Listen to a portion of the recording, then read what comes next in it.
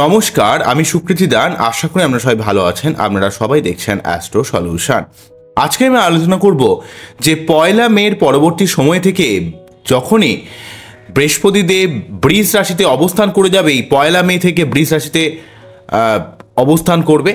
তো 1 মেতে বৃহস্পতিদেব রাশি পরিবর্তন করে যেহেতু মেষ রাশি থেকে বৃষ রাশিতে প্রবেশ করে যাচ্ছে এবং বৃষ রাশিতে মোটামুটি 5 মাস ধরে অবস্থান করবে। এই 5 মাস বৃহস্পতিদেবের মেষ রাশিতে অবস্থানের জন্য ধনু রাশি বা লগ্ন কোন দিক থেকে শুভ ফল পাচ্ছেন, কিভাবে এই শুভ ফলকে আপনি কাজে লাগাবেন, তা নিয়ে একটা দীর্ঘ আলোচনা করে নেব। মূল আলোচনা আসার আগে আপনাদের জানিয়ে রাখি, অ্যাস্ট্রো সংক্রান্ত নিত্য নতুন টিপস পেতে আমার এই অ্যাস্ট্রো সলিউশন চ্যানেলকে সাবস্ক্রাইব করুন, পাশে থাকা বেল আইকনে ক্লিক করুন। চলে আসি মূল আলোচনায়। প্রথমেই বলবো, দেখুন, ধনু রাশি বা লগ্নের মানুষেরা অত্যন্ত ইন্ডিপেন্ডেন্ট মেন্টালিটির হন।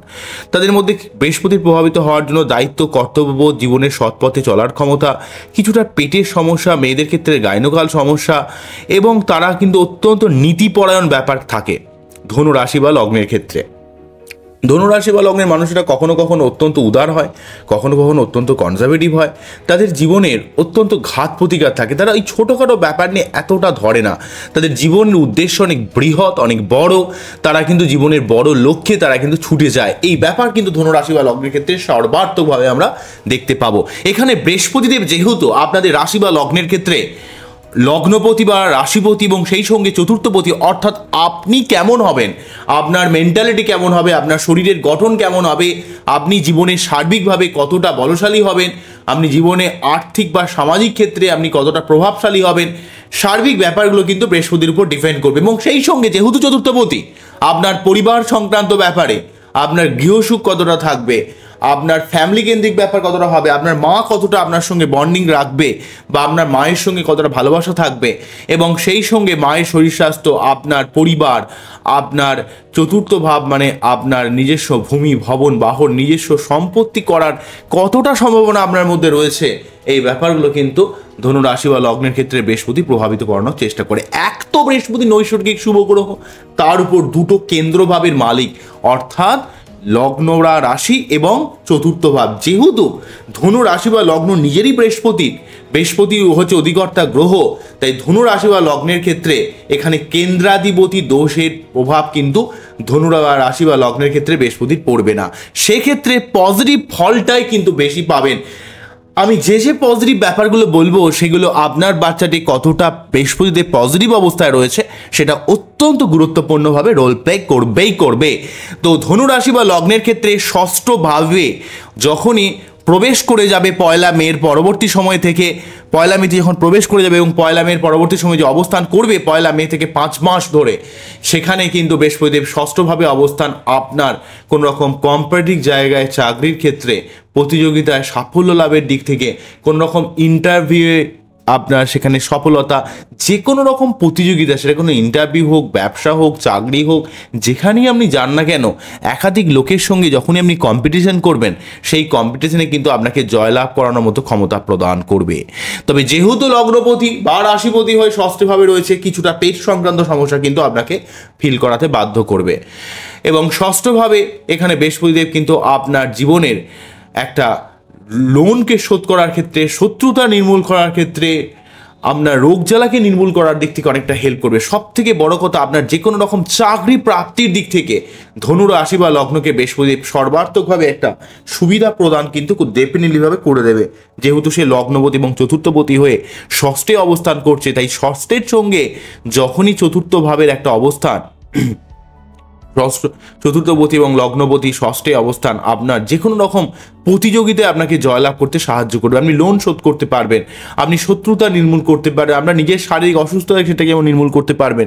সেই সঙ্গে তাদের যে দৃষ্টিটা কোথায় রয়েছে, পঞ্চম দৃষ্টি, ষষ্ঠ থেকে পঞ্চম দেখা মানে বুঝতেই পারছেন, দশম ভাবের উপর দৃষ্টি আপনার কর্মপ্রাপ্তির যোগ তৈরি করবে, কর্মে ইনক্রিমেন্ট দেবে। আপনি যে প্রফেশনই, যে কেরিয়ারই আপনি থাকুন না কেন, সেই কেরিয়ারে কিন্তু আপনি আশানুরূপ কিন্তু লাভ কিন্তু পাবেন। এবং সেই কেরিয়ার থেকে আপনি একাধিক কোনো রকম কেরিয়ারের সঙ্গে আপনি যুক্ত হতে পারেন, বা একাধিক কোনো প্রফেশনের সঙ্গে যুক্ত থাকতে পারেন। একাধিক জায়গা থেকে আপনার একটা ইনকামের যোগ তৈরি করবে। আপনার প্রফেশনাল জায়গায় কিন্তু একটা গুডউইল বা একটা সুসম্মান বজায় থাকবে। আপনি জীবনে প্রফেশনাল জায়গায় কিন্তু অনেক উন্নতি করবেন। বিশেষ করে যারা দীর্ঘদিন ধরে চাকরির জন্য চেষ্টা করে যাচ্ছেন, চাকরি পাচ্ছেন না, এই সময় যদি একটু চেষ্টা করেন, পয়লা মের পরবর্তী সময় থেকে দশমভাবে দৃষ্টি এবং ষষ্ঠভাবে বৃহস্পতির অবস্থান। এক তো ষষ্ঠ ভাব হচ্ছে প্রতিযোগিতায় জয়লাভ করার ভাব, এবং সেই সঙ্গে দশম ভাব হচ্ছে কর্মপ্রাপ্তির ভাব, কর্ম দেওয়ারই ভাব, এবং সেখান থেকে আপনার পিতার দিক থেকে আপনি কিছুটা হেল্প পাবেন। এবং দশমভাবে দৃষ্টি প্রদান করার জন্য কর্ম থেকে আপনি কিন্তু অনেক আয় করতে পারবেন, লাভ পাবেন। পরবর্তী বলবো, যেহেতু দ্বাদশভাবে দৃষ্টি প্রদান করছে, বিদেশ যাত্রা, বিদেশ থেকে অর্থ ইনকামের দিক থেকে, ফাটকা ইনকামের দিক থেকে, উচ্চশিক্ষা, গবেষণা, তন্ত্র মন্ত্র, জ্যোতিষ, এই ধরনের কোনো ব্যাপার থেকে আপনার জীবনে কোনো আয় হতে পারে, লাভ হতে পারে। এবং আপনার উচ্চশিক্ষা বা কোনো রকম চাকরির অফার হয়তো বিদেশে এলো, সেখানে হয়তো গেলেন, বিদেশ থেকে কোনো চাকরির অফার আপনার আসতে পারে বা কর্মে ইনক্রিমেন্ট হতে পারে।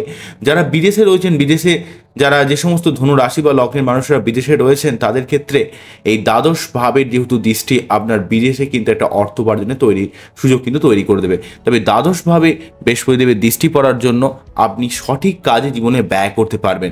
দ্বিতীয় ভাবের উপর দৃষ্টি প্রদান করার জন্য আপনি মুখের ভাষা খুব সুন্দরভাবে প্রয়োগ করে আপনি অনেক কাজে সফল হবেন। দ্বিতীয় ভাবের উপর বৃহস্পতি দৃষ্টি প্রদান করার জন্য আপনারা কিন্তু অর্থ সেভিংস করতে পারবেন, অর্থ জমাতে পারবেন। দ্বিতীয় ভাবও কিন্তু এই আমরা যদি দেখি চাকরির ক্ষেত্রে বা যে কোনো জব বা কেরিয়ার ওরিয়েন্টেড ব্যাপারে দশম ভাব, ষষ্ঠ ভাব এবং দ্বিতীয় ভাব অত্যন্ত গুরুত্বপূর্ণ রোল প্লে করে। তাই যেহেতু আমরা ষষ্ঠভাবে বৃহস্পতিদেব অবস্থান করে দশমভাবে দৃষ্টি দিচ্ছে, দ্বিতীয়ভাবে দৃষ্টি দিচ্ছে, কর্মপ্রাপ্তি, অর্থ ইনকাম, অর্থ সেভিংস, আত্মীয়স্বজনের সঙ্গে সম্পর্ক, আপনার জীবনের সার্বিক ঝামেলাকে নির্মূল করে দেওয়া, আপনার জীবনের সার্বিক একটা উন্নতির পর্যায়ে কিন্তু নিয়ে যাবে ষষ্ঠভাবে বৃহস্পতির এই অবস্থান। তাই যারা দীর্ঘদিন ধরে কর্মের জন্য চেষ্টা করছেন, যে সমস্ত ধনু রাশি বা লগ্নের মানুষেরা, তারা অবশ্যই কর্মের ব্যাপারে আরও কিন্তু প্রচেষ্টার লেভেলকে বাড়িয়ে দেবেন। আপনি কিন্তু ডেফিনেটলি ভাবে কিন্তু চাকরি প্রাপ্তি আপনার হবে। তবে একটা কথা ক্লিয়ার করে বলবো, আমি যে কথাগুলো বললাম, ষষ্ঠভাবে বৃহস্পতিদেবের অবস্থান, তার পঞ্চম দৃষ্টি দশমভাবে, তার সপ্তম দৃষ্টি আপনার দ্বাদশভাবে এবং নবম দৃষ্টি দ্বিতীয়ভাবে, এখান থেকে যে ফলাফলগুলো আপনি পাবেন সেটা কতটা আপনি পজিটিভ ফল পাবেন সেটা নির্ভর করবে আপনার বার্থ চার্টে অ্যাকচুয়ালি বৃহস্পতিদেব কোন কন্ডিশনে রয়েছে। যদি বৃহস্পতিদেব কোনোভাবে নিচস্থ হয়ে যায়, অর্থাৎ মকরের ঘরে অবস্থান করে, যদি কোনোভাবে গুরুচণ্ডাল দোষ অর্থাৎ রাহুর সঙ্গে অবস্থান করে, বা কোনোভাবে যদি এখানে কম্বাস্ট হয়ে যায়, বা অষ্টমভাবে অবস্থান করে, বা কোনো অশুভ গ্রহের প্রেক্ষা পায়, সেক্ষেত্রে কিন্তু আমি যে পজিটিভ জায়গাটা বললাম সেই পজিটিভ জায়গাটা কিন্তু আপনার ক্ষেত্রে এতটাও ক্রিয়েট কিন্তু করবে না। কিন্তু আপনাকে কিন্তু যে কোনো জায়গায় একটু লড়াকু মেন্টালিটি রাখতে হবে। যারা বিজনেস করছেন তারা কিন্তু বিজনেসেও অনেক উন্নতি করতে পারেন, কারণ আপনারা কিন্তু যে কোনো রকম প্রতিযোগিতায় কিন্তু জয়লাভ করতে পারবেন, এবং সেই সঙ্গে আপনার একটা ভাগ্যের উন্নতি হবে, আপনার একটা সার্বিকভাবে মানসিকতার উন্নতি হবে, কিছু করার মতো একটা মেন্টালিটি আপনি পাবেন, এবং আপনার সম্পত্তি করার ক্ষেত্রে, কিছু করার ক্ষেত্রে আপনাকে কিন্তু বৃহস্পতিদেব অনেকটা হেল্প করবে। কিন্তু কন্ডিশন একটাই, আপনার বাচ্চাটে বৃহস্পতিদেব কোন অবস্থায় রয়েছে সেটা কিন্তু গুরুত্বপূর্ণ। কেননা ধনু রাশি বা লগ্ন যেহেতু বৃহস্পতি নিজেরই প্রভাবিত, সেই জন্য আপনার বাচ্চাটে বৃহস্পতির অবস্থানটা অত্যন্ত গুরুত্বপূর্ণভাবে রোল প্লে করবে। তাই যদি আপনার বাচ্চাটে বৃহস্পতিদেবের অবস্থান কেমন রয়েছে যদি বুঝতে না পারেন, তাহলে আপনি প্রতি বৃহস্পতিবারগুলো কেমন যায় সেটা কিন্তু ফলো করবেন। এবং প্রতি বৃহস্পতিবার নিরামিষকে বৃহস্পতি যে মন্ত্র পাঠ, বৃহস্পতিদেবের যে মন্ত্র পাঠ, সেই মন্ত্র আমরা পাঠ করতে পারেন। ওং দেবতানা মিষ্ণাঞ্চং গুরু কনক্ষান্নিভং বন্দে ভূতং তিলোকেশং তং নমামি বৃহস্পতি, এই মন্ত্র পাঠ করে তার যে বীজ মন্ত্রটা ওং গ্রাম গ্রীম গ্রম স্বাহা গুরুবে নমঃ, ওং গ্রাম গ্রীম গ্রম স্বাহা গুরুবে নমঃ, ওং গ্রাম গ্রীম গ্রম স্বাহা গুরুবে নমঃ। এবং আপনারা ইয়েলো টোপাস পড়তে পারেন, পোকরাজ পড়তে পারেন, তবে বাচ্চার দেখে লগ্ন দেখে বিচার করে পড়া উচিত। তবে টোপাস পড়তে পারেন, টোপাসের বেশি দাম হয় না, 1000-3000 টাকার মধ্যে খুব ভালো টোপাস পাওয়া যায়, আপনারা টোপাস ব্যবহার করবেন এবং নিজের আত্মাকে পরিশুদ্ধ করবেন। এবং বৃহস্পতিদেবের ক্ষমতা কিন্তু বিশেষভাবে অসীম, আপনি সেই ক্ষমতাকে সঠিকভাবে লাগাতে পারবেন যখনই কিন্তু আপনি সৎ থাকবেন এবং নিজের কাজের প্রতি সম্পূর্ণ ফুললিভাবে ফোকাস রাখতে পারবেন। সেই ক্ষমতা কিন্তু আপনার মধ্যে রয়েছে। যদি ফোকাস রাখতে পারেন, আপনি জীবনে ডেফিনেটলিভাবে কর্মজীবনে অর্থের জায়গায় কিন্তু অনেকটা প্রোগ্রেস কিন্তু এই পয়লা মের পরবর্তী সময়ে কিন্তু লাভ করবেন।